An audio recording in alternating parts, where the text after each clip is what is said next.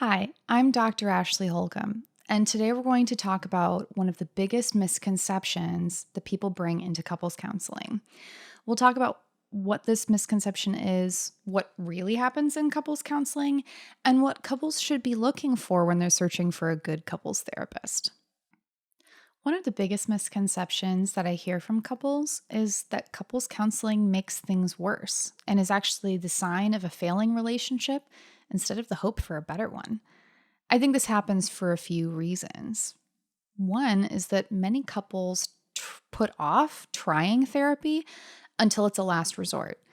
But at that point, there's already so many unresolved conflicts and negative communication patterns that it can be really hard to feel hopeful.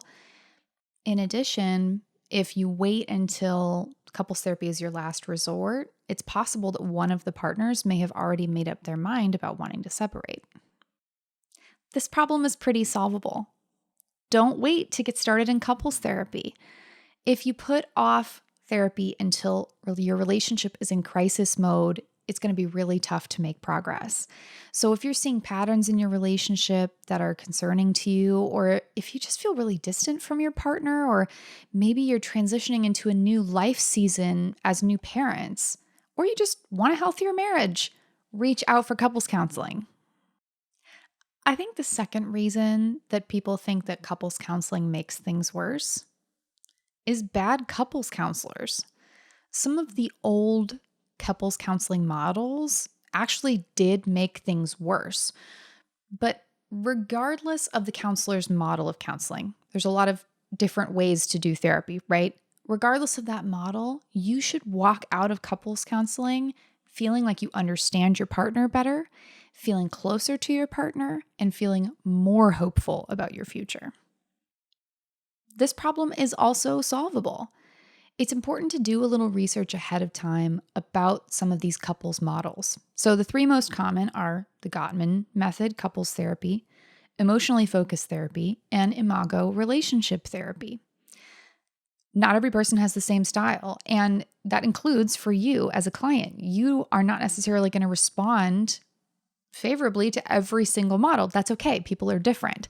So I do the Gottman method. It's very structured, and the clients that tend to come to me like doing homework. They like having practical assignments. They like skills to work on. But if that's not your jam, don't go to a Gottman therapist. You might be a better fit for an EFT or an Imago therapist. On the Psychology Today Therapist Finder, when you first get into that page, you want to type in what city you're in and you'll see a giant list of therapists. You have options up at the top to put in all kinds of different variables.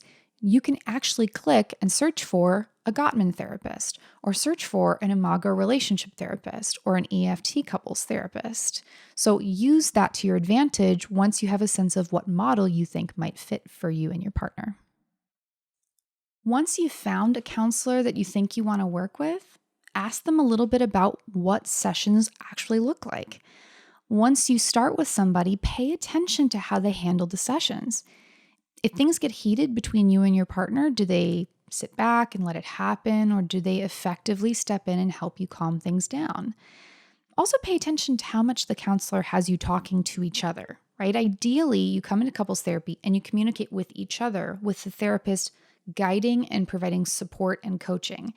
If you're talking to the counselor and the counselor's translating, it's probably not as effective. Also, just know, and this is the case for individual or for couples therapy, it's always okay to change therapists or to take a step back from therapy if you feel like what you're doing isn't working for you.